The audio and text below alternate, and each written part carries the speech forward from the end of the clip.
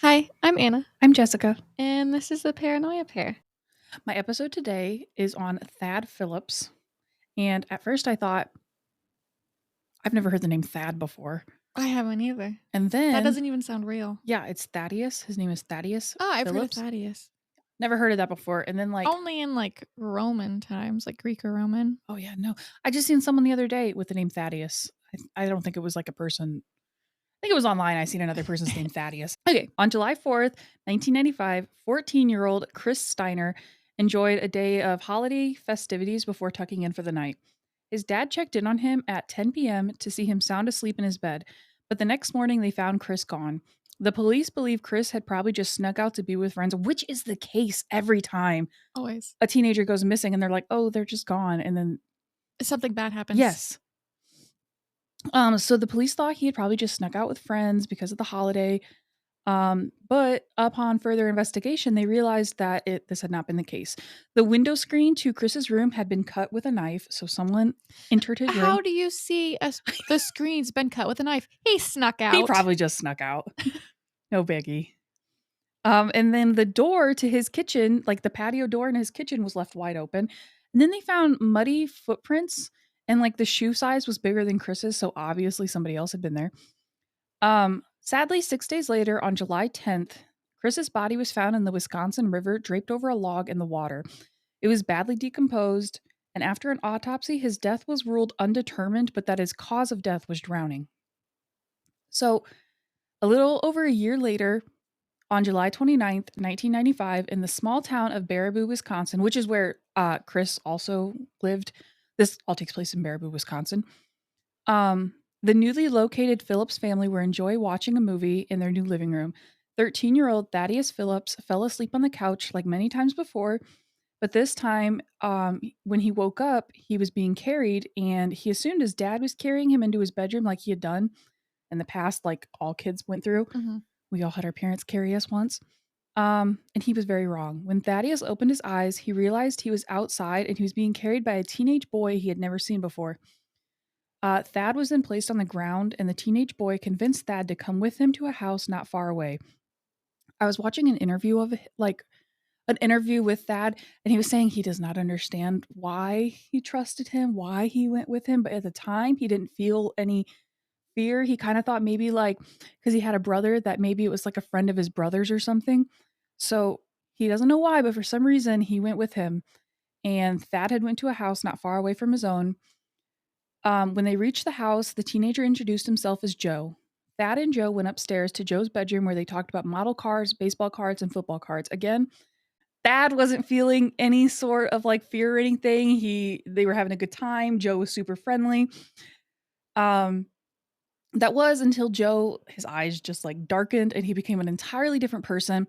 Joe threw Thad onto his bed and Uh-oh. like Thad was on his back, and Joe grabbed his right ankle and just twisted and twisted until it snapped.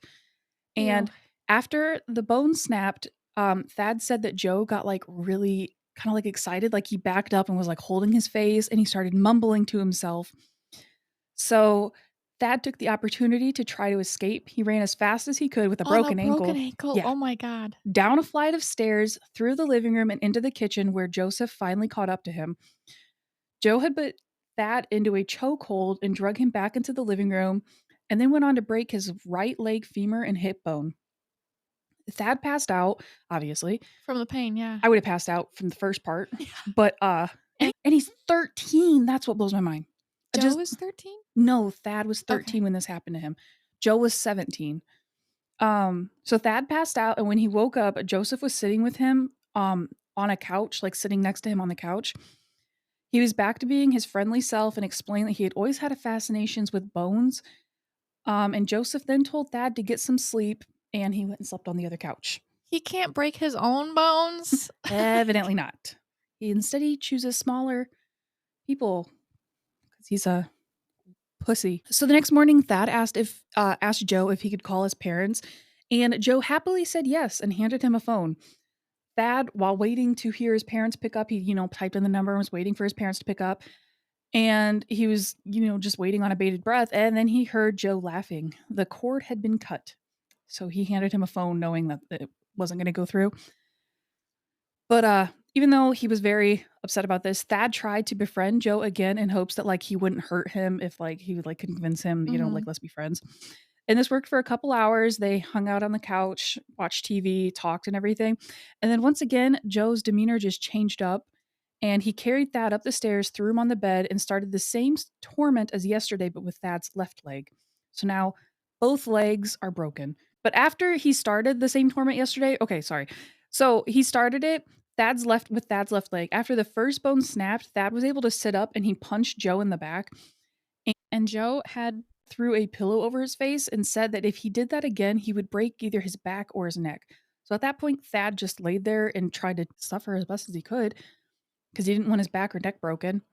After the attack was finally over, Joe told Thad that not only did he enjoy breaking bones, but he also enjoyed trying to mend them. He wanted to break them, mend them, and then break them again. Um, So, after the day of breaking Thad's bones and then trying to mend his bones, Joseph told Thad he was going out. While He laying, must not be very smart if he thinks they're gonna heal in a day. I know. Well, he's obviously not very smart. No. After that, okay, he told that he was going to go out, and Thad was laying in his bed, and he heard Joe on the phone downstairs. So he realized there was another phone in the house. So when Joe left, he decided that it was his chance, and Thad began his journey down to the kitchen with two broken legs. Um, How crawling? yeah. Fuck. And there's a flight of stairs. 'Cause How is he gonna get back up the stairs on the bed? at first, he tried to go down the stairs with his legs first, like how a toddler would go down, where they like kind of scoot their butt down, but the pain was so severe that he couldn't do it. So he ended up just throwing himself down the flight of stairs and he ended up passing out again, obviously. And then I think he just kind of kept waking up, crawling a bit to the kitchen, pass out, and so on and so forth. He just about made it to the kitchen. He was right outside the door when he heard Joe and his girlfriend come over, like come inside. And he tried to be quiet as a mouse because he didn't want to make Joe more upset than he was already going to be. Um, so he heard Joe and his girlfriend talking in the kitchen, and finally his girlfriend left. And then Joe walked out through the door and seen Thad laying on the floor. And Thad said that his eyes just bugged out of his head. He was really pissed, obviously. Joe told Thad that the previous torture was just a warm up and that he would have to be punished for trying to escape. The next day, during the torture session, where Joe was jumping on Thad's broken legs, uh, and Thad was trying to distract him by talking to him, and he asked if he had ever done this to anyone else, and Joe admitted to doing this and named off some of his prior victims. At this point, Thad was looking for any way to distract him, so he was telling Joseph that he heard his girlfriend coming up. Um, and then Joe would stop jumping on him and he'd run to the window to see if his girlfriend was coming, and then he wasn't, and then he'd start it up again. Finally, the girlfriend did actually pull into the driveway, and Joseph didn't want Thad to attempt to escape again. Okay, so this is over the course of I seen 43 to 50 hours that he had Thad captive. So he had him the first night, and then the next the next day, and Mhm. then that night, Thad tried to escape, and then So, now like, 2.5 yeah. days. So now it's the next day. He spent 2 nights with Joe. Um, This is kinda crazy this is all happening within that short of a time frame. yes. I don't I don't know how something there Thad's a miracle. He Uh, survives? spoiler. Oh my god. He's incredible. Um, so Joe did not want Thad to attempt to escape again, so he locked him in the bedroom closet and left with his girlfriend. This is when Thad started noticing that the pain in his legs was becoming even more painful to him. And obviously, unbeknownst to him, he was internally bleeding because the bones, there was so much damage in his legs. He looked around the closet and ended up finding an old electric guitar, which he used to smash through the door and unlock the knob. Thank goodness for those cheap panel doors. Uh, Thad once again had to throw himself down the stairs. He would crawl, pass out, until he eventually made it to the kitchen and found a phone on the wall. It was one of those phones with the long dangly cord, so Mhm. he was able to like jiggle the cord until the receiver fell down, and luckily the receiver had the numbers on it. So he was able to call 911. Within minute, Thad's nightmare was slowly coming to an end. The police showed up. Thad was moved into an ambulance where he was told had he not made this final escape attempt, he likely would have died within a couple hours because of the internal bleeding. 13 years old. He went through 2.5 days of torture. I couldn't throw myself down a flight of stairs, not with broken bones. And then at the hospital, the first thing Thad said when his parents arrived was that there were other victims, but he could only remember the name Chris. So his dad grabbed a phone book and started like going down the list of names until a last name finally sounded familiar, and it was Chris Steiner. Thanks to Thaddeus, Chris's case was reopened. His body was exhumed, and this time around, they found the bones in his legs had been broken in a nearly identical fashion as Thad's. And he had died of drowning. Joe threw 14-year-old Chris Steiner in the river knowing his legs were so broken he couldn't swim. But thanks to Thad, his case ends up getting closure. His family gets closure. The police searched Joe's house and found a notebook, and inside was a list separated into 3 categories: can wait, get to now, and the leg thing. And between these 3 lists, there were names of 29 local boys. Holy shit. So Thaddeus was not going to be his last, and he was not his first. And he's only 17. Yes. Unfortunately, they weren't able to like find out any of his other like victims, Mm-hmm. but at least Chris Steiner's family was able to get the closure. Joe was picked up about 4 hours after Thad was found while out partying with his girlfriend. I want to know more about the girlfriend. Yeah. How does he have a girlfriend? Because usually in cases with people like this, They're weird and they can't yeah. socialize. Or they're like really, really charming. Yeah.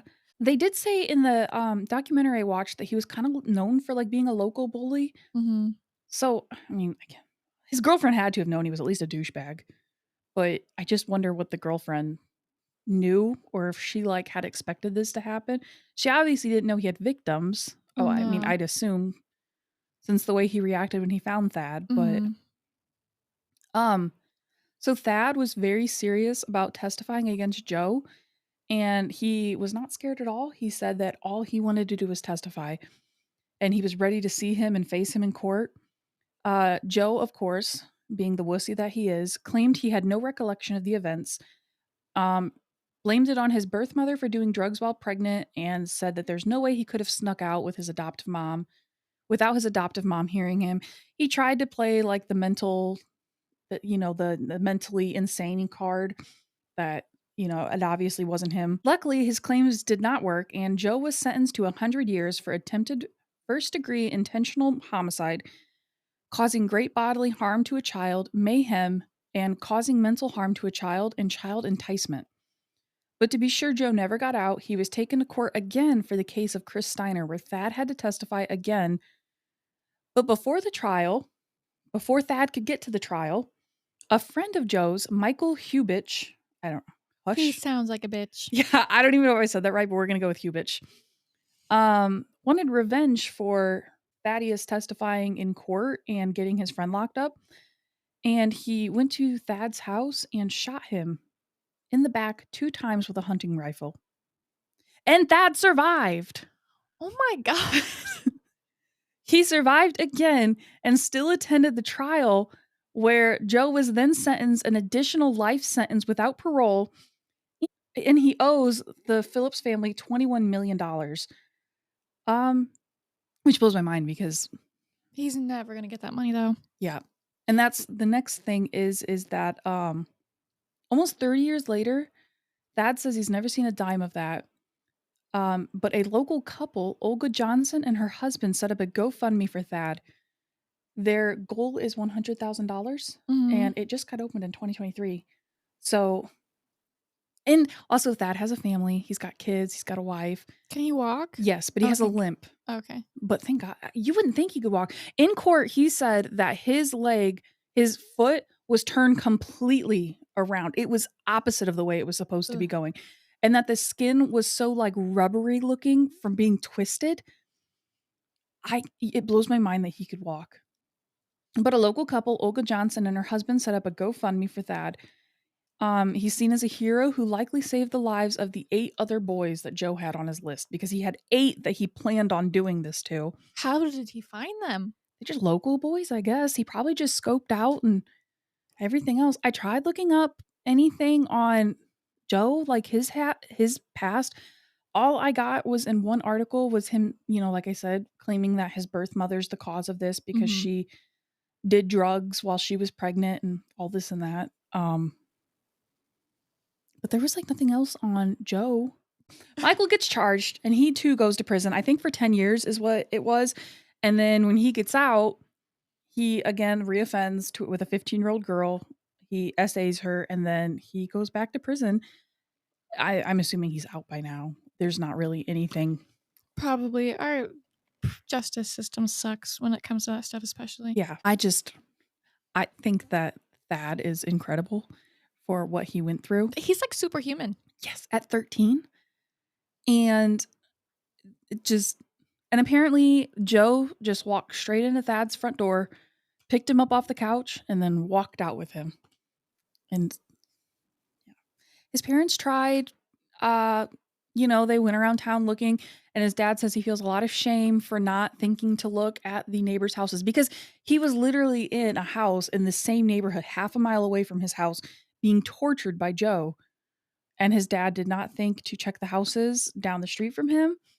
And I just think it's very sad. And I seen also on his GoFundMe there are because you can see who donates, and some people Mhm. were donating from other podcasts. So I thought that was really cool. I wanted to mention real quick back to Chris Steiner. I'm very upset Mhm. with that whole thing. They found his body and did an autopsy in the river. They didn't find the broken bones in the That's what autopsy? I'm thinking. Don't you find that stuff in the autopsy? I don't know much about rigor mortis, but I would assume you would still realize that the bones are broken. And he was in water. And I seen the video of them finding his body, and like one of the divers ended up passing him to the other one on the boat, and his limbs seemed to be not stiff. Rubber? Yeah. Like, so you would think that why would they not find the broken bones to begin with? I'm wondering if in the autopsies, they're mainly looking at all of the organs. I just feel But still, you would at least, I'm assuming, like, an X-ray or something. yeah, and that's how they ended up finding the bones. They x-rayed his body afterwards, after what Thad went through, but I don't know, it just blows my mind that they didn't realize in the beginning that he had broken legs. Yeah, like, there would be you would think trauma signs. It does say that a body will still stiffen due to rigor mortis even when submerged in water. I don't know. I just feel like you would notice 2 broken legs. Yeah, And like maybe if they were just the ankles, but like the legs, I mean, it was broken in multiple places. right, and you would assume they'd be able to see that just by looking at it, and then Yeah. they'd go, "We should inspect this further." I can't believe that they didn't find any of the other boys that were on the list. I know, and it sucks that there couldn't be any other names. Joe's still in prison, claims to be innocent, that he does not recall, Of course. so he's obviously not going to admit anybody else to incriminate himself further, which is stupid because he's in prison anyways and he Yeah. has no. He's not going to get out. Yeah, Like, he gains nothing. no. He tried for appeals and that got shut down immediately. Like they're not listening. They know he's guilty. So the best he could do is just admit and bring other families closure. The interview I watched said that there were multiple murders every summer. So like each summer there would be a new murder. I Mhm. don't know if that ties to Joe. I'm assuming that's why they put that in there. It might, yeah. Also, Thad Phillips' family moved to the area because they thought it was safe, and they were only there for 2 weeks. So they're new, like, did they move from, like, out of town or something? Yeah. Well, then how is he already has friends that he's sneaking out to see in 2 weeks? Right, he had only been in school for 1 week, and I don't know, but of course, it's always kids sneaking out. Yeah. Anyways, I think that Thad is amazing, and I love that he survived, and I'm shocked that he only has a little limp, but I think Joe is a fucking bitch. Yeah. And so is Michael. Yeah. Your friend's already in prison. Why? Right. And it's a kid. Why are you shooting kids? Well, and why is he like, why would you risk going to jail for a friend who has murdered people, Literally. kids, and tortured them? He was 17 years old torturing a 13-year-old. He even had leg braces he would put their legs in, trying to fix them. So he was committed. He Yeah. had freaking leg braces. Yeah, like full metal leg braces to put these legs in. Where do you get those? And he had an adoptive mother? Yeah. Where was she during all of this? She apparently was a heavy sleeper. Apparently. Yeah. This wasn't at their house. This was at an abandoned house. Oh, okay. So Joe didn't actually live there with his adoptive mother. But he said he couldn't sneak out to do this because his mom would have heard him. But obviously not if he's going to parties and bars and sneaking out Killing kids. And what's the girlfriend doing? Not like, why does she not think it's weird that her boyfriend's hanging out in an abandoned house? And it has electricity. It didn't Because say. the phone works. Oh yeah, that's true. That's true. I don't know. I'm assuming it's an abandoned house. They didn't specify, but his mom wasn't there. And Thad said that it was covered in trash, rotting food. Like it was nasty because it had to have been abandoned with electricity. The adoptive mother abandoned him from the house. And That was like, that has to be more likely because then I just remembered that he had a guitar in the closet. yeah, an electric guitar. So maybe his adoptive mother was like, "You're old enough. I don't need to be here anymore." later, loser. And then instead of saying, "I abandoned my child that I adopted and promised to take care of," she's like, "I'm just a heavy sleeper." She was just napping in the other room. I'm really sad though with Thad's GoFundMe. He's only made like $17,000. Really? Yeah. And it's been open for like 2 years. He has $17,186 raised. And it's support Thad Phillips, the real hero of Baraboo. I have never heard of Baraboo. It's a funny name. Is it small town? Yeah, it's a fairly small town. I think it's like it was like 11,000 people, like, is the population, which I don't know how many. I think our town's At least 4. I've seen 4 people in this town. Yeah. I know there's 4. Oh, okay, so it's bigger than ours. Yeah. I thought we had like 20,000 people. Really? Yeah. Jessica, I don't even think we have that many people in our county. We have 8,600 people as of 2023. Where are they? Not at Walmart anymore. They're all there on Sunday afternoons, though. Oh my god, dude, Sundays are the worst time to go shopping. Okay, so Baraboo is not well, I mean, I guess it's small comparatively. Like if you're thinking like Chicago, it's going to be small. Baraboo has 12,554 people as of 2023. So it's pretty decent. I thought that was small, but I'm very wrong. What's Forks, Washington again? Forks, Washington has 3,418 people. How many of them are vampires? 121, Google says. 821 are vampires? Thanks for listening. If you enjoyed this episode, you can find us on Instagram, TikTok, YouTube, and Facebook at Paranoia Pair Pod. And we will see you next Friday. Stay spooky.